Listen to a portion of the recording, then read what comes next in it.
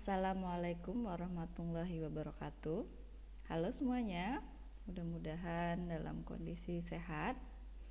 Dalam kesempatan ini saya akan menyampaikan materi yaitu ketentuan umum dan tata cara perpajakan yang sering disingkat atau yang biasa disingkat dengan KUP. Dengan berpegang teguh pada prinsip kepastian hukum, keadilan, dan kesederhanaan, arah dan tujuan perubahan undang-undang tentang KUP ini mengacu pada kebijakan pokok berikut ini.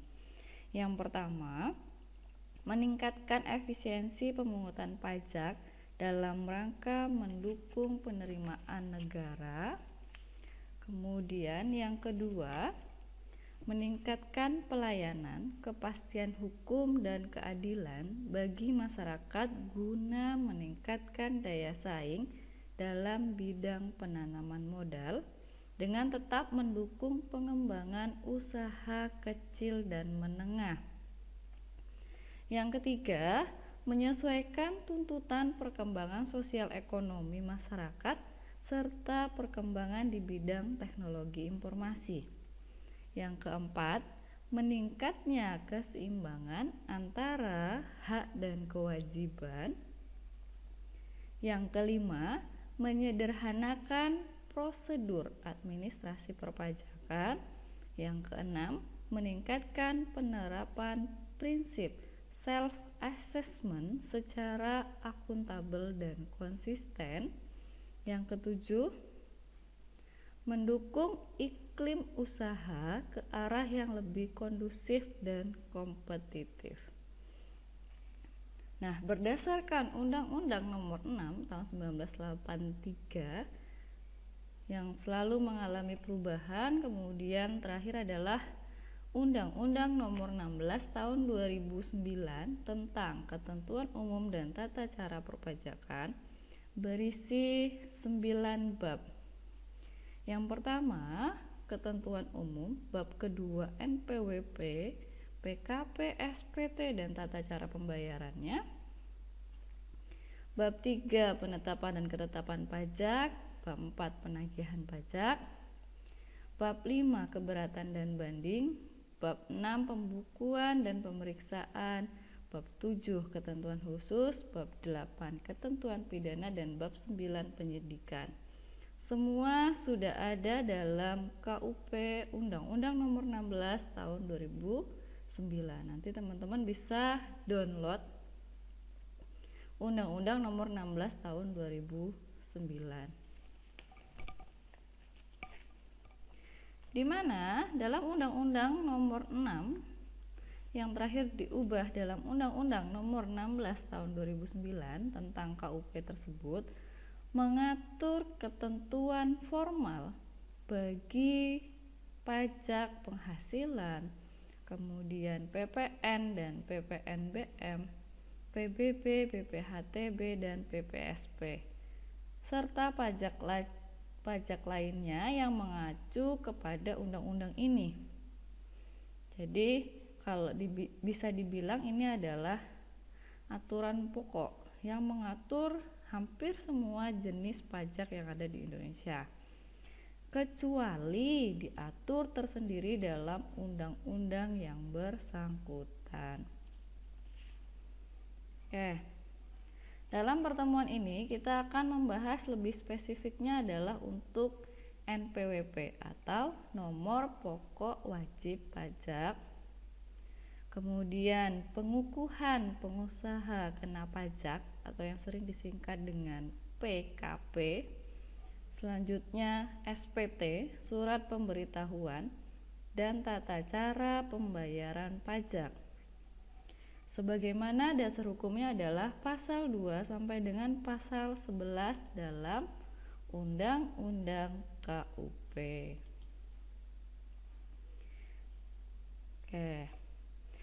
Tadi ada istilah NPWP. NPWP merupakan sarana bagi wajib pajak untuk melakukan proses administrasi perpajakan yang digunakan sebagai tanda pengenal diri atau identitas wajib pajak. Tadi juga ada istilah PKP. PKP adalah pengusaha yang melakukan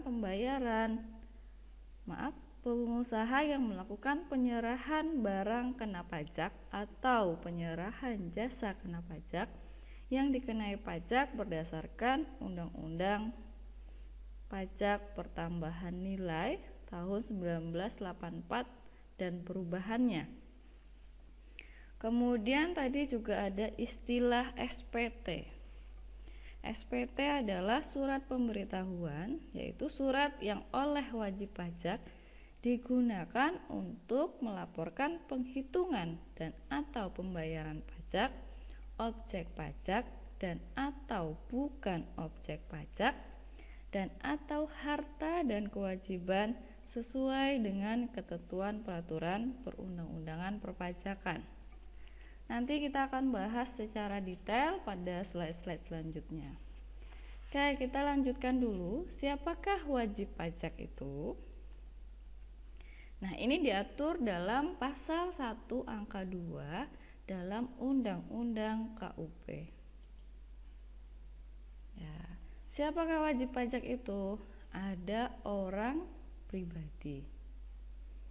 Juga bisa jadi badan, di mana keduanya melakukan pembayaran, pemotongan ataupun pemungutan yang mempunyai hak di bidang perpajakan dan kewajiban perpajakan sesuai ketentuan perpajakan. Jadi bisa disimpulkan wajib pajak itu ada dua. Yang pertama OP atau orang pribadi, yang kedua adalah badan, di mana mereka mempunyai hak dan kewajiban di bidang perpajakan sesuai dengan aturan perpajakan. Oke, kita lihat secara spesifik. Apa itu badan? Badan adalah sekumpulan orang dan atau modal yang merupakan satu kesatuan, baik yang melakukan usaha maupun yang tidak melakukan usaha. Meliputi ada perseroan terbatas, perseroan komanditor, perseroan lainnya, BUMN atau BUMD dengan nama dan dalam bentuk apapun, firma, kongsi, koperasi. Kemudian bisa juga dana pensiun, persekutuan, perkumpulan, yayasan, organisasi masyarakat, lembaga dan bentuk lainnya yang termasuk KIK atau kontrak investasi kolektif dan BUT. Sebagaimana diatur dalam pasal 1 angka 3 dalam Undang-Undang KUP. Siapakah yang wajib mendaftarkan diri untuk memperoleh NPWP? Yang pertama ada orang pribadi. Kenapa orang pribadi? Karena wajib pajak tersebut telah memenuhi persyaratan subjektif dan objektifnya. Orang pribadi tersebut menjalankan usaha atau melakukan pekerjaan bebas.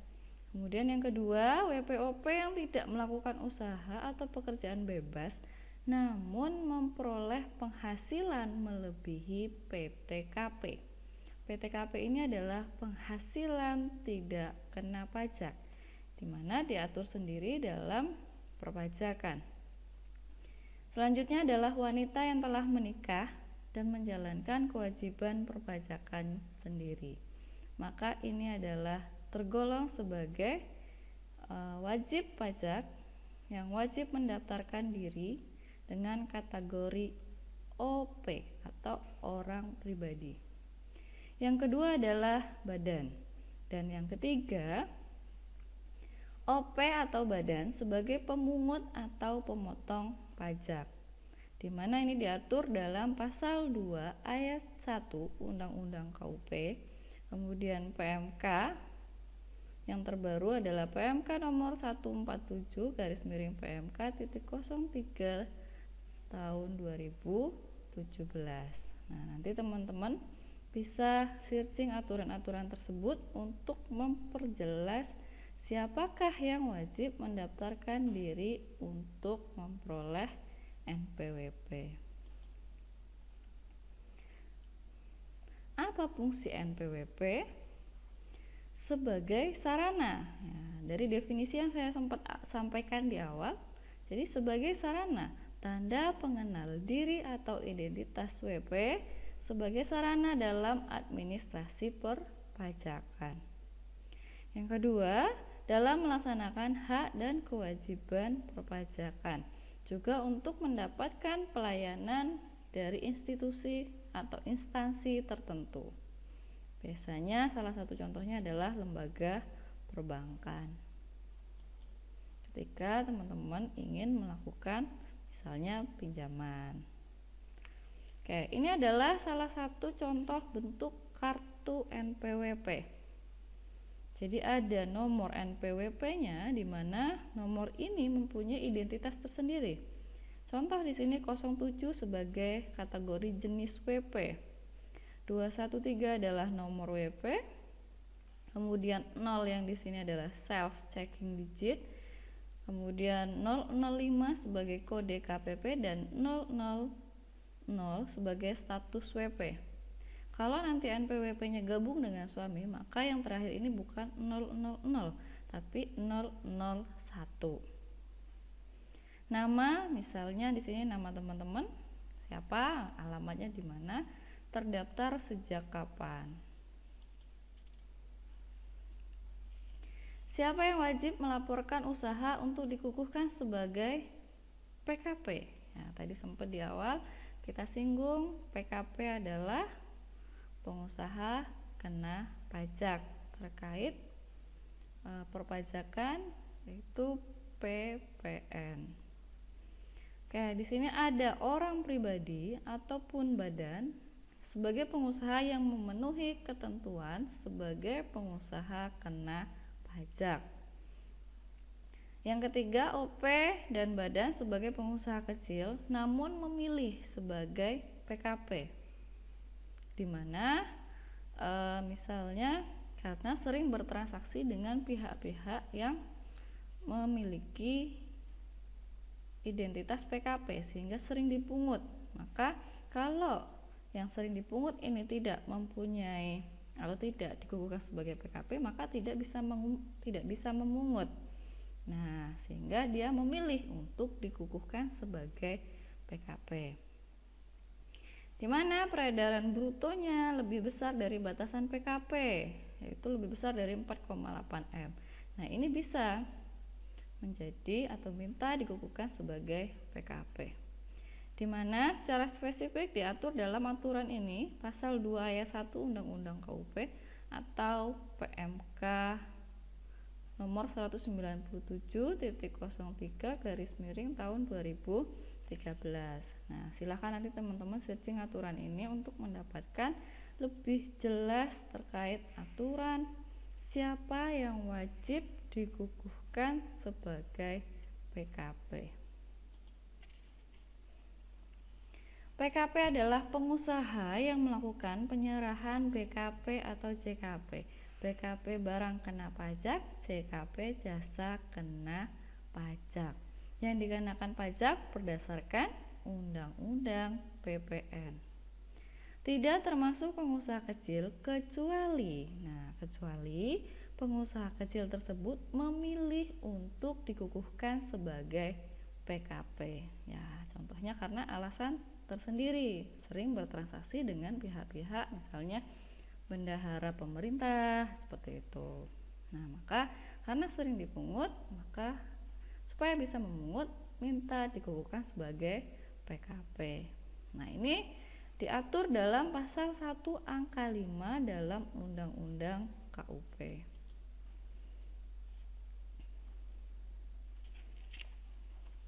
Oke, di sini ada pengusaha, bisa orang pribadi atau badan yang melakukan kegiatan usaha atau pekerjaannya di mana dia menghasilkan barang, mengimpor barang, mengekspor barang, melakukan usaha perdagangan, melakukan usaha jasa, memanfaatkan barang tidak berwujud dari luar daerah pabean atau memanfaatkan jasa dari luar daerah pabean. Nah, ini diatur dalam pasal 1 angka 4 Undang-Undang KUP. Terkait apa ini tadi? Terkait PKP. Jadi kegiatannya seperti ini, pengusaha bisa jadi OP, bisa jadi badan yang melakukan kegiatan atau pekerjaan seperti ini.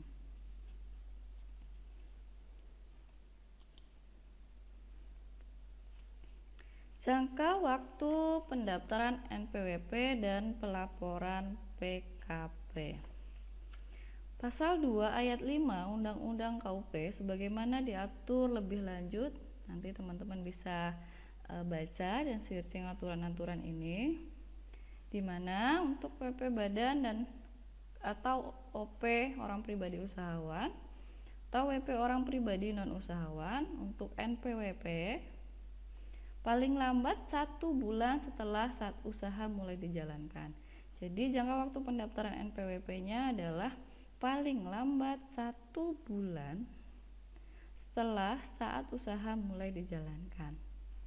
Nah, jadi misalnya usahanya mulai jalan bulan September, maka 1 bulan setelahnya adalah Oktober sudah bisa mendaftar NPWP atau sudah punya kewajiban mendaftar NPWP. Kemudian paling lambat pada akhir bulan berikutnya apabila sampai dengan 1 bulan yang disetahunkan memperoleh penghasilan melebihi PTKP. Ini adalah apa ini? Batas pelaporannya.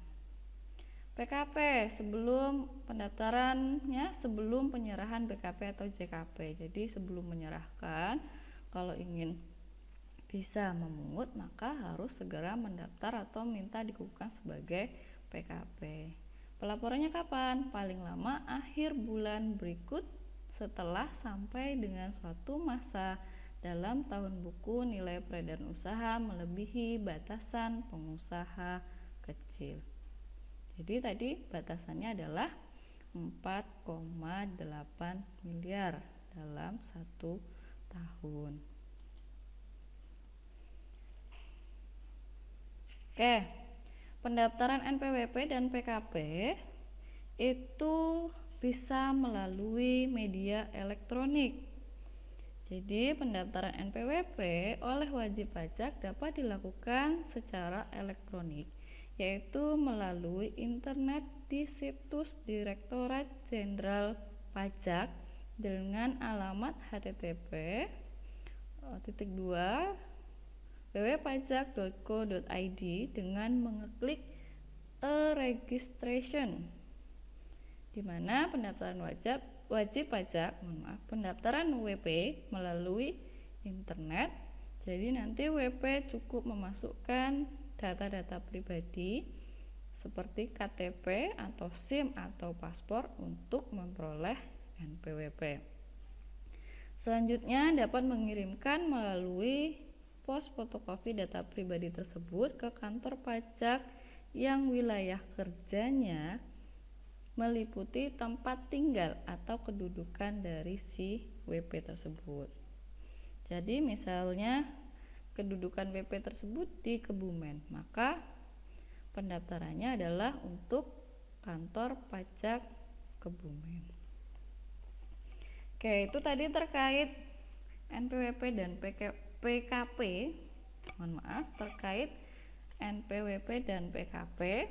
Kita lanjutkan untuk surat pemberitahuan atau disingkat dengan istilah SPT, di mana diatur dalam pasal 1 angka 10, 11 dan 12 dalam Undang-Undang KUP, yang merupakan surat yang digunakan WP untuk melaporkan perhitungan dan pembayaran pajak, objek pajak dan atau bukan objek pajak, dan atau harta dan kewajiban. di mana SPT ini bisa untuk suatu masa pajak disebut dengan istilah SPT masa, bisa juga untuk suatu tahun pajak atau bagian tahun pajak yang disebut dengan istilah SPT tahunan. Jadi ada dua jenis SPT yang bisa digunakan, yaitu SPT masa atau setiap bulan, setiap periode, atau di sini SPT tahunan, di mana untuk pelaporan tahunan. Fungsi SPT PPH sebagai sarana pelaporan dan pertanggungjawaban penghitungan PPH. Astagfirullah. Mohon maaf, saya ulangi. Sarana pelaporan dan pertanggungjawaban penghitungan PPH terutang. SPT ini sebagai sarana melaporkan tentang pembayaran atau pelunasan pajak yang telah dilaksanakan sendiri dan atau melalui pemotongan atau pemungutan pihak lain. Misalnya karena bekerja dalam suatu instansi maka dipotong oleh bendahara. Penghasilan yang merupakan objek dan bukan objek pajak. Harta dan kewajiban dan pembayaran dari pemotong atau pemungut. Fungsi SPT PPN. Penjelasannya ada pada pasal 3 ayat 1. Sebagai sarana pelaporan dan pertanggungjawaban penghitungan PPN atau PPNBM terutang. Nah, ini merupakan sarana untuk melaporkan tentang pembayaran atau pelunasan pajak yang telah dilaksanakan sendiri dan atau melalui pemotongan atau pemungutan pihak lain. Kemudian penghasilan yang merupakan objek dan bukan objek pajak, harta dan kewajiban, pembayaran dari pemotong atau pemungut. Ini adalah fungsi SPT PPN. Kewajiban pemenuhan SPT di mana diatur dalam pasal 3 ayat 1, 1B, 2, 3, 3A, 4 dan 5 dalam Undang-Undang KUP. Wajib pajak mengambil sendiri, mengisi dan menandatangani formulir SPT di mana batas waktu penyampaiannya untuk SPT masa maksimal 20 hari setelah akhir masa pajak. Kemudian untuk SPT tahunan PPH WPOP maksimal 3 bulan pasca akhir tahun pajak. Jadi biasanya Maret tahun selanjutnya, seperti itu ya. Kemudian SPT tahunan PPH WP Badan maksimal 4 bulan pasca akhir tahun pajak. Contohnya misalnya April tahun 2021 untuk pelaporan SPT tahunan tahun 2020. Batas waktu dapat diperpanjang maksimal 2 bulan apabila WP mengajukan pemberitahuan yang disertai penghitungan sementara. Jadi tetap ada penghitungan sementara ketika WP ingin mengajukan perpanjangan pelaporan SPT tahunan, di mana wajib pajak kriteria tertentu dapat melaporkan beberapa masa di satu SPT masa. Nah, ini diatur secara spesifik karena ada wajib pajak dengan kriteria tertentu. Untuk wajib pajak yang tidak menyampaikan SPT diatur dalam pasal 3 ayat 8 dan PMK yang menyertainya.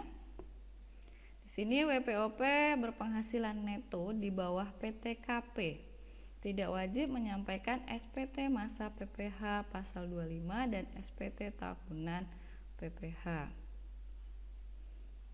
Ya, nanti di sini akan ada pelaporan SPT tahunan. WPOP yang tidak menjalankan usaha atau melakukan pekerjaan bebas tidak wajib menyampaikan SPT masa PPH pasal 25. Cara pengisian SPT diatur dalam pasal 3 ayat 1, 1A, 6 dan PMK yang menyertainya. Jadi PMK ini adalah mengatur secara lebih detail, lebih spesifik terkait apa yang disampaikan dalam Undang-Undang KUP. Cara mengisinya yang pertama menggunakan bahasa Indonesia, menggunakan huruf Latin, menggunakan angka Arab, kemudian bersatuan mata uang rupiah kecuali menyelenggarakan pembukuan dalam mata uang dan bahasa lain sesuai dengan izin Kementerian Keuangan. Ketentuan pengisian SPT ada pada pasal 4 dan penjelasannya pada pasal 3 ayat 1. Kemudian SPT bersifat benar, yaitu benar dalam perhitungan, penerapan ketentuan peraturan perundangan, penulisan, dan sesuai dengan keadaan yang sebenarnya. Jadi dikatakan SPT itu benar ketika memenuhi kriteria ini. SPT bersifat lengkap, yaitu memuat semua unsur yang berkaitan dengan objek pajak dan unsur lainnya yang harus dilaporkan. Jadi dikatakan lengkap kalau memenuhi semua unsur terkait objek pajak dan unsur lainnya yang memang harus dilaporkan. SPT bersifat jelas, yaitu dapat melaporkan asal-usul atau sumber dari objek pajak dan unsur lainnya yang harus dilaporkan. Jadi ada asal-usulnya, tidak tiba-tiba saja ada angka sejumlah ini seperti itu. Atau tiba-tiba ada objek pajak ini, tapi ada asal-usulnya. SPT ditandatangani oleh pengurus, direksi atau kuasa khusus untuk wajib pajak badan, oleh WP atau kuasa khusus untuk WPOP. Wajib pajak yang wajib melaksanakan pembukuan harus melengkapi SPT dengan laporan keuangan.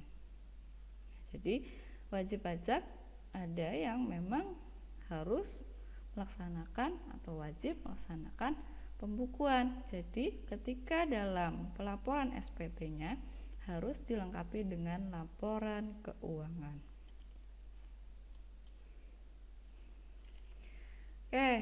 Pelaporan SPT bisa dilakukan secara elektronik atau e-filing.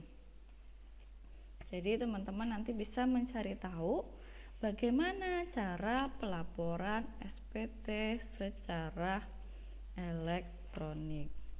Itu ya. Teman-teman bisa melihat di video YouTube yang disampaikan oleh Direktorat Jenderal Pajak. Nah, banyak sekali di sana tutorial terkait tata cara pelaporan SPT secara elektronik atau e-filing. Saya lanjutkan. Sanksi administrasi keterlambatan atau tidak disampaikan SPT. Jadi ada sanksi administrasi jika di sini wajib pajak terlambat atau tidak menyampaikan SPT, di mana diatur dalam pasal 7 ayat 1. Untuk SPT masa, maka sanksinya adalah masa PPN sebesar 500.000, kalau SPT masa lainnya sebesar 100.000. Untuk SPT tahunan, SPT WP badan, sanksi administrasinya adalah sebesar 1 juta, sedangkan SPT tahunan untuk SPT WPOP, sanksi administrasinya adalah 100.000. Pengungkapan ketidakbenaran SPT nanti diatur dalam pasal 8 ayat 3 Undang-Undang KUP. Jadi untuk pengungkapan ketidakbenaran ini sebenarnya WP telah menyampaikan SPT. Kemudian karena sudah disampaikan, petugas melakukan pemeriksaan tetapi belum sampai dengan melakukan penyidikan tindak pidana. Nah, penyidikan tidak dilakukan apabila WP mengungkapkan ketidakbenaran atas kemauannya sendiri. Kemudian WP melunasi pajak kurang bayar ditambah denda 150%. Jadi dalam pengisian SPT harus benar, lengkap, memenuhi unsur-unsur tadi supaya tidak terjadi ketidakbenaran dalam penyampaian SPT.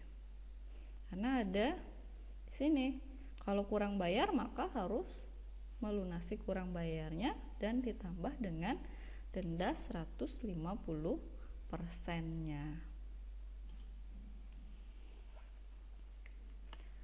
Pengungkapan ketidakbenaran SPT dengan laporan tersendiri, di mana diatur dalam pasal 8 ayat 4 dan ayat 5. Pemeriksaan telah dilakukan namun belum diterbitkan SKP atau surat ketetapan pajak. Di sini wajib pajak dapat mengungkap ketidakbenaran dalam laporan tersendiri. Ini bisa menyebabkan pajak yang harus dibayar menjadi lebih besar atau lebih kecil, atau bisa jadi rugi fiskal menjadi lebih kecil atau lebih besar dari pengungkapan dilakukan karena ketidakbenaran. Bisa jadi jumlah harta menjadi lebih besar atau lebih kecil, atau jumlah modal menjadi lebih besar atau lebih kecil, atau mungkin semua unsur ini bisa terjadi dalam penyampaian SPT yang tidak benar, atau mungkin salah satunya. Nah, di sini wajib pajak melunasi pajak kurang bayar ditambah sanksi kenaikan 50%. Nah, kalau sudah seperti ini maka pemeriksaan tetap dilanjutkan.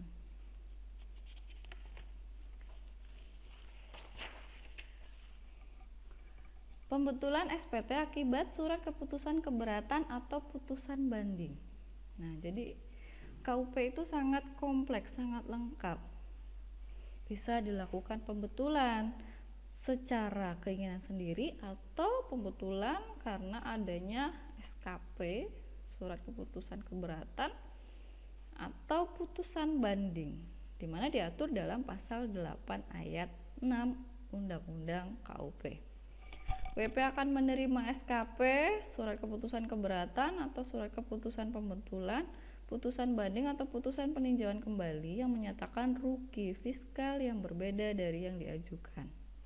Nah, maka di sini pembetulan SPT dapat disampaikan sekalipun jangka waktu 2 tahun telah terlewati dari wajib pajak melaporkan SPT. Selama belum dilakukan tindakan pemeriksaan dan disampaikan dalam jangka waktu 3 bulan setelah surat atau putusan diterima. Nah, ini bisa dilakukan pembetulan. Tanggal jatuh tempo penyetoran. Nah, ini diatur dalam pasal 9 ayat 1 atau PMK yang menyertainya. Nah, teman-teman bisa lihat di sini ada banyak sekali jenis pajak. PPh pasal 2, PPh pasal 4 ayat 2 atau yang sering disebut dengan PPh final. Nah, batas waktu penyetoran pembayarannya adalah tanggal 10 bulan berikutnya. Ada PPh pasal 15, pasal 22, 21, 23, 26, kemudian final yang dibayar sendiri, kemudian PPh pasal 15, PPh pasal 25, PPN, dan masih banyak jenis-jenis pajak lainnya. Di sini teman-teman bisa pelajari atau bisa baca dari aturan yang menyertainya di Undang-Undang KUP pasal 9 ayat 1 atau PMK. Tanggal jatuh tempo pelaporan. Pasal 9 ayat 1 atau PMK yang menyertainya, nanti bisa teman-teman cari tahu, di mana tanggal 20 bulan berikut untuk SPT masa PPh terkait PPh pasal 4 ayat 2, PPh pasal 15, 21, 23, 25, dan 26. Kemudian PPh pasal 22 atas BBM, gas, dan pelunasan. PPh pasal 22 dipungut WP badan tertentu. Akhir bulan berikutnya untuk SPT masa PPN terkait PPN atas kegiatan membangun sendiri oleh PKP, PPN atas pemanfaatan BKP, TB atau JKP dari luar daerah pabean oleh PKP. Jadi di sini sudah sangat banyak sekali singkatan-singkatan yang teman-teman harus mulai ingat dan mulai pelajari. Ada SPT, Ada NPWP, ada PKP, ada PPH, ada PPN, BKP, JKP, ya, seperti itu ya. Jika pertepatan hari libur, maka dimundurkan 1 hari kerja. Ini tanggal jatuh tempo pelaporan yang selanjutnya.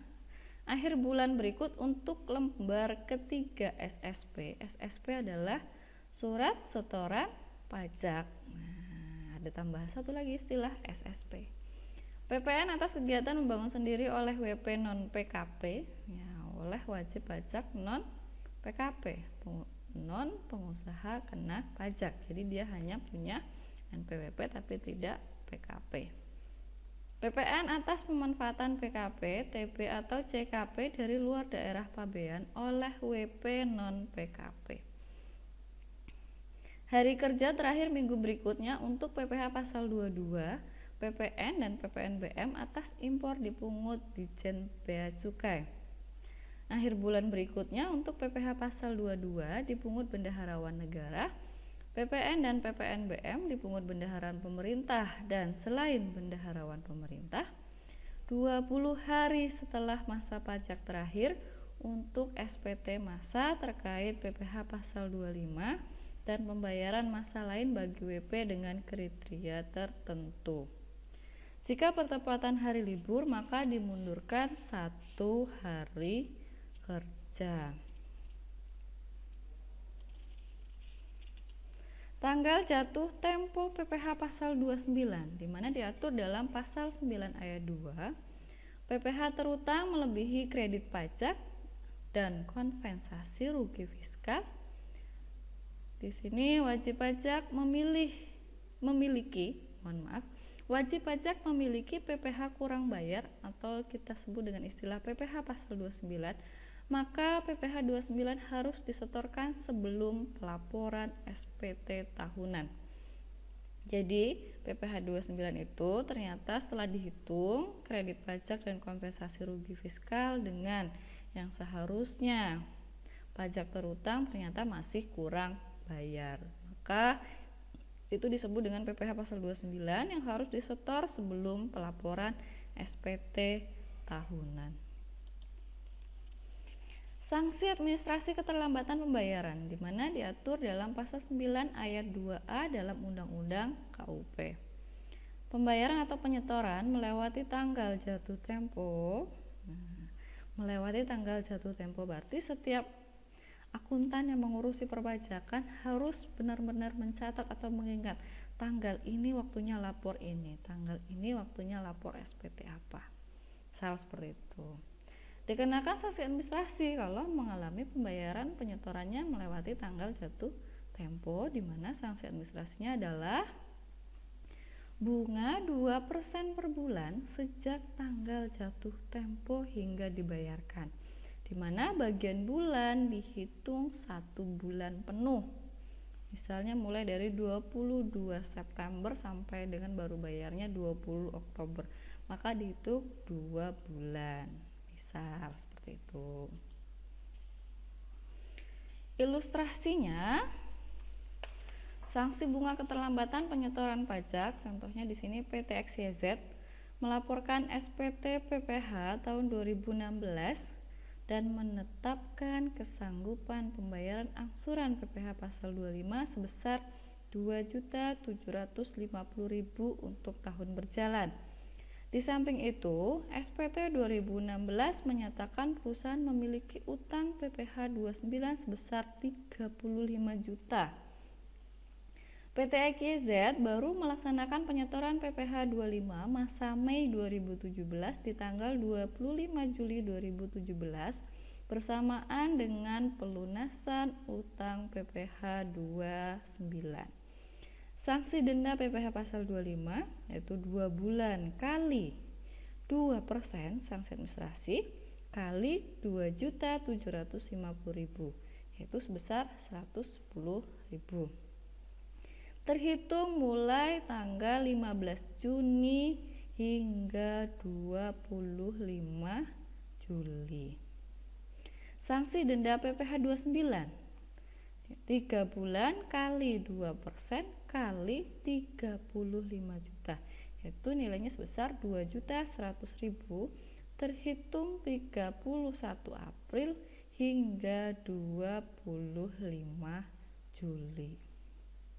Ya, jadi ada sanksi administrasi atau sanksi bunga karena keterlambatan penyetoran pajak. Yang pertama sanksi denda PPh pasal 25 dan yang kedua adalah sanksi denda PPh pasal 29.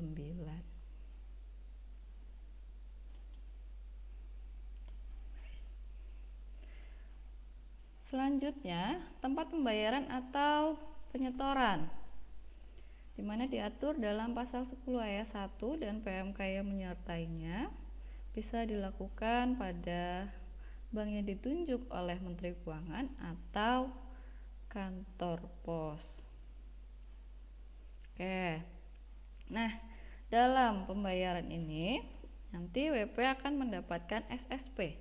SSP itu adalah bukti pembayaran atau penyetoran pajak yang telah dilakukan dengan menggunakan formulir atau telah dilakukan dengan cara lain ke kas negara melalui tempat pembayaran yang ditunjuk oleh Menteri Keuangan atau kantor pos. Sarana pembayaran atau penyetoran, di sini ada PMK nomor sekian dan seterusnya, di mana pembayaran atau penyetoran pajak dilakukan sejak 1 Januari 2016 menggunakan e-billing dan telah divalidasi dengan nomor transaksi penerimaan pajak atau NTPN. Pengembalian kelebihan pembayaran pajak diatur dalam pasal 11 dan PMK yang menyertainya, di mana pengembalian kelebihan pembayaran pajak diberikan atas permohonan WP setelah diperhitungkan dengan utang pajak tersisa. Nah, kelebihan tersebut dapat berasal akibat dari SKPLP, Surat Ketetapan Pajak Lebih Bayar, yang diatur dalam pasal 17 dan 17P. Kemudian SKPPKP. Nah, ini nanti kita bahas, bisa lihat di sini 17C dan 17D. Berbagai surat keputusan dan putusan lainnya di mana diatur dalam pasal 9, 16 dan 36. Pengambilan diberikan maksimal 1 bulan sejak saat berikut diterimanya permohonan, penerbitan SKPKP, penerbitan berbagai surat keputusan, diterimanya putusan banding, atau apabila pengembalian diberikan dalam jangka melebihi 1 bulan, WP berhak atas imbalan bunga 2% per bulan hingga saat pengembalian. Oke, sementara itu materi hari ini, nanti kita akan lanjut diskusi melalui e-learning ST Putra Bangsa. Kurang lebihnya saya mohon maaf, saya akhiri. Wabillahi taufiq wal hidayah. Wassalamualaikum warahmatullahi wabarakatuh.